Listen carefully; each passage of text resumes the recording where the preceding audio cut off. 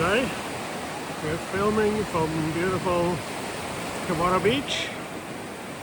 What you see here on the left is Taylor Point, and the dual hump is Hurdle Hill. And along here, the Pacific Ocean is the biggest pond of water.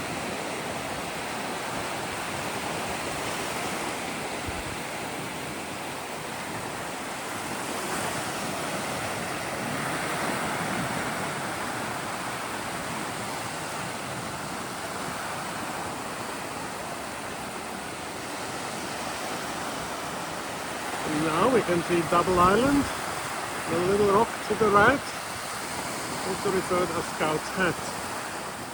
Then we come back to the mainland of Palm Cove, northernmost suburb of Cairns, Australia.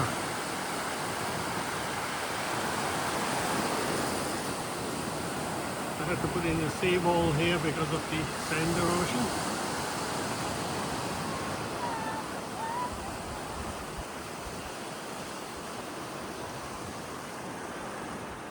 And the sand erosion here is level the overpass.